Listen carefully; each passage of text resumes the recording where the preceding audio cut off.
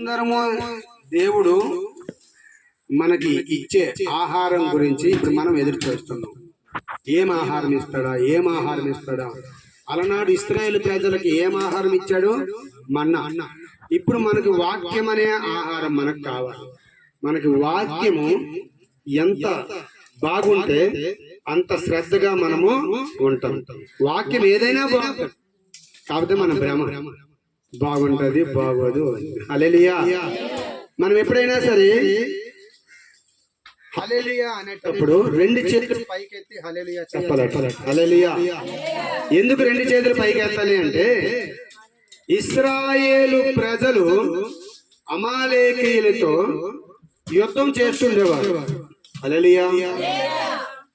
యుద్ధం చేస్తుండగా మోషే రెండు చేతులు పైకెత్తి ఉండేటప్పుడు ఇశ్రాయేలు ప్రజలు గెలిచేవారు. ఈ మోసే రెండు చేతులు పైకి ఎత్తి ఎంతగా ఉంచుతాడు? ఎవరు కూడా ఉంచలేదు. ఆ రెండు చేతులు కింద దించేసరికి అమాలేకీయులు గెలిచారు. హల్లెలూయా. హల్లెలూయా. ఎవరు గెలిచేవారు? అమాలేకీయులు గెలిచేవారు. ఇశ్రాయేలు ఓడిపోతుండేవారు. అయితే ఇది ఎవరు కనిపెట్టారు అంటే యెహోషువ. ఎవరు కనిపెట్టారు? యెహోషువ కనిపెట్టి, అయ్యో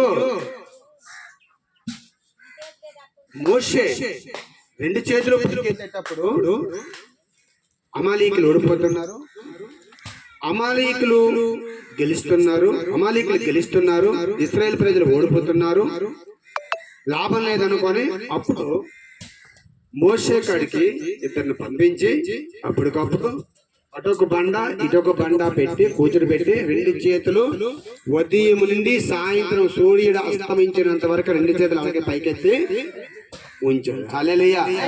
అప్పుడు అమాలేకీయుల్ని ఎవరు గెలిచారు? ఇశ్రాయేలు ప్రజలు. హల్లెలూయా. అట్లా మీకు చెప్పడానికే ఇది చెప్పాము. ఇది వాక్యమే కానీ మీకు చెప్పడానికి చెప్పాను. హల్లెలూయా అనేసరికి రెండు చేతులు పైకెత్తి హల్లెలూయా చెప్తే దేవుడు మనల్ని దీవిస్తాడు. హల్లెలూయా. ఇప్పుడు వాక్య భాగంలోకి వెళ్ళిపోదాం. అపొస్తలుల కార్యములు 7వ అధ్యాయము 1వ వచనం. మన వాక్య భాగం ఏంటంటే మీకు చెప్తున్నాను. అబ్రహాము 10 ప్రత్యక్షతలు. అబ్రహాముకి దేవుడు ఎన్నిసార్లు ప్రత్యక్షతలు ఇచ్చాడు? 10 సార్లు ప్రత్యక్షతలు ఇచ్చాడు. 10 సార్లు అంటారు పాస్టర్ గారు, మాకు 2-3 చేసేస్తారు కదా అని అనుకోకండి. అరగంటలో ఇది అరగంటలోనే చెప్పచ్చు, గంటలోనే చెప్పచ్చు, 5 గంటలు. హల్లెలూయా. మనం వినిన దాన్ని బట్టే. హల్లెలూయా. ఎవరైనా చదువుతారా? ప్రధాన యాజకుడు ఈ మాటలు నిజమేనా అని అడిగాను. అందుకు స్టెఫను చెప్పినది ఏమనగా, సహోదరులారా, తండ్రులారా, వినుడి.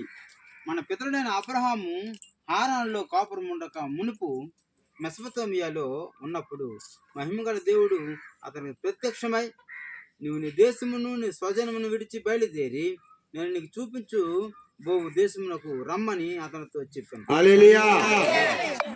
ఇక్కడ ప్రధాన యాజకుడు ఈ మాటలు నిజమేనా అని అడిగాడు. ప్రధాన యాజకుడు.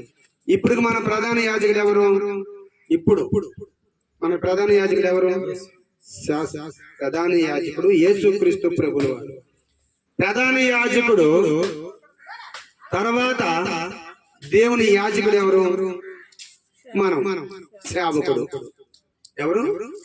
సేవకులు. ప్రధాన యాజకుడు తర్వాత యాజకత్వం చేసింది అప్పుడు అహరోను. ఇప్పుడు యాజకత్వం చేస్తుంది ఎవరు? మీ ఊర్లో రూపసయ్య గారు. హల్లెలూయా.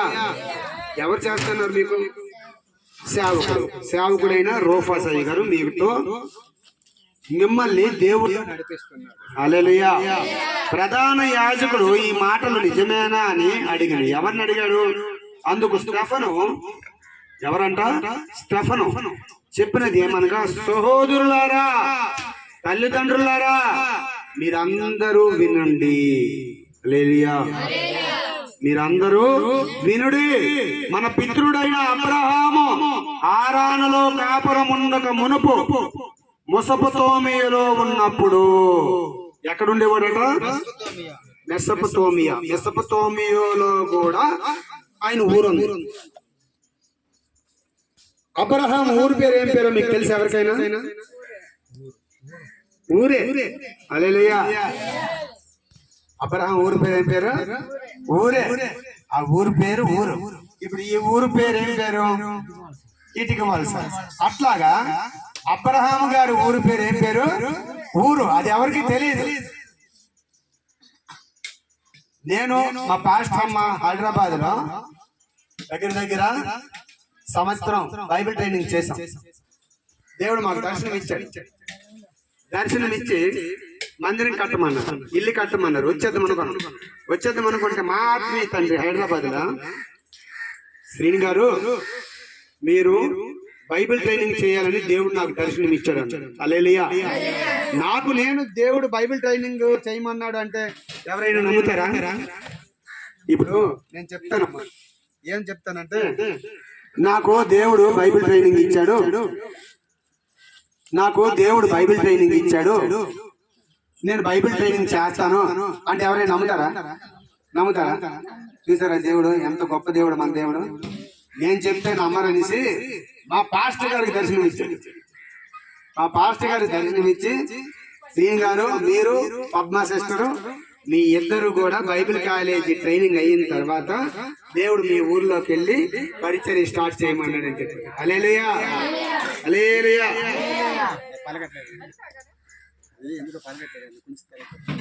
హల్లెలూయా. అయితే ఆయన ఎప్పుడైతే చెప్పాడో మేము ప్రార్థన చేస్తాం. తండ్రి తండ్రి అంటే నిజమే. మీకు నేను చెప్పాను అనుకో ఎవరు నమ్మరు. అదే సేవకుడు చెప్పామనుకో. ఇప్పుడు నీ పేరేం పేరమ్మా? ఆరాధన. పేరే ఆరాధన.